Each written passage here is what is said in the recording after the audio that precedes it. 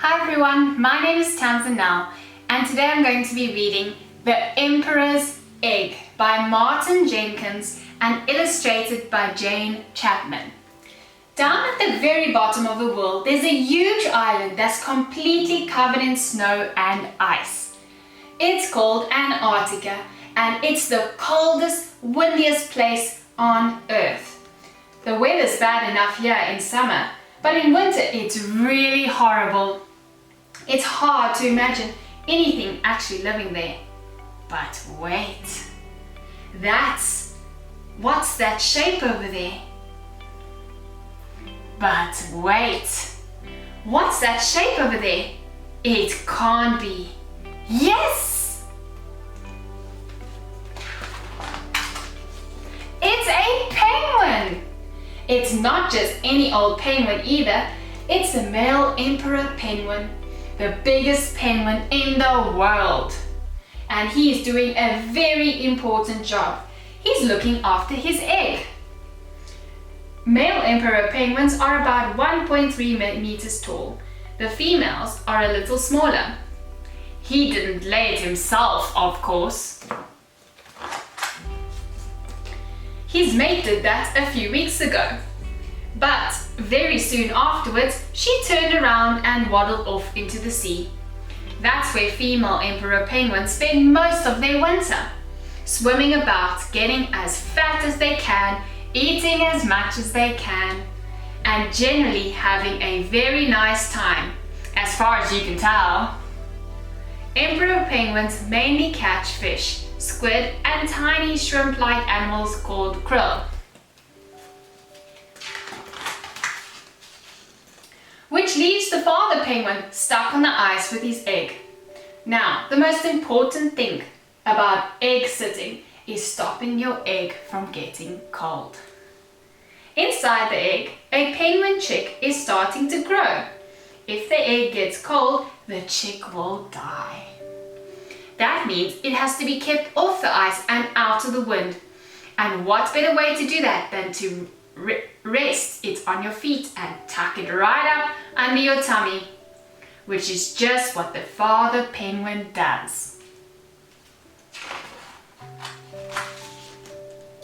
And that's how he'll stay for 2 whole months until his egg is ready to hatch. Can you imagine it? Standing around in the freezing cold with an egg on your feet for 2 whole months? Female emperor penguins lay 1 egg in May or June, which is the beginning of winter in Antarctica. What's more, there's nothing for the father penguin to eat on land, and because he's egg sitting, he can't go off to sea to feed. So that means 2 whole months with an egg on your feet and no supper, or breakfast, or lunch, or tea. I don't know about you, but I'd be very, very miserable. Luckily, the penguins don't seem to mind too much. They've got thick feathers and lots of fat under their skin to help them keep warm. And when it gets really cold and windy, they all snuggle up together and shuffle over the ice in a great big huddle. Most of the time, the huddle trundles along very, very slowly. But sometimes, when the penguins get to a particular slippery slope, they slide down it on their tummies, pushing themselves along with their flippers, always remembering to take care of their egg and trying hard not to bump into each other.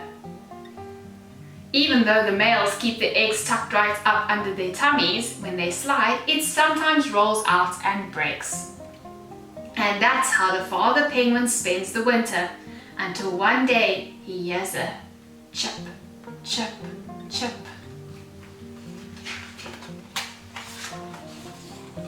His egg is starting to hatch. It takes a day or so, but finally the egg cracks open. And out pops pops a penguin chick.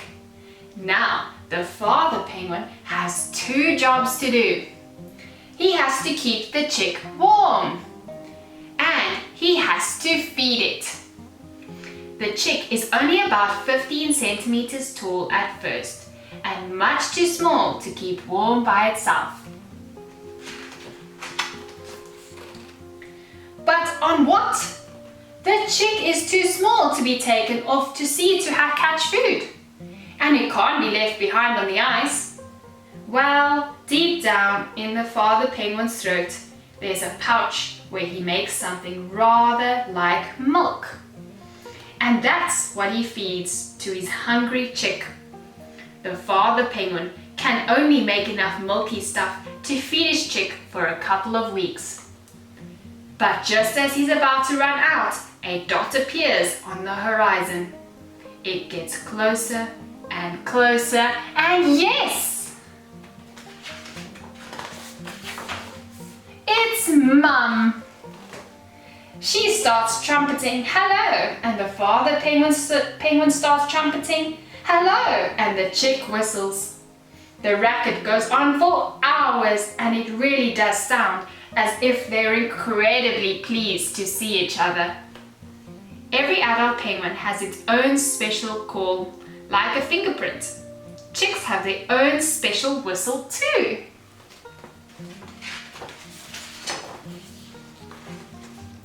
As soon as things have calmed down, the mother penguin is sick. Right into her child's mouth.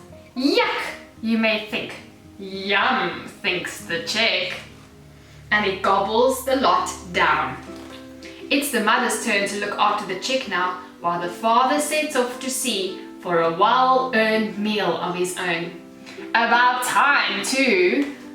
So one thing I really love about this book is how it teaches you about penguins, emperor penguins, and what they do, and it makes you actually feel sorry for them in a way. And the pictures are beautiful, the colors, I love how they change the colors from like bluey to a more purple, blue. It's absolutely beautiful, and it attracts you to the picture rather than seeing just this white snow all over. So it was very clever to play with the pictures and to play with the layout. So here you actually read from the left hand side to the right hand side and across, and it's a very different way of reading and looking at things, showing that text can be laid out quite differently. So yes, I think that this is a really great book if you want to teach a child about penguins and how they survive, how they look after their eggs. You should be reading this one. Have a great day. Bye.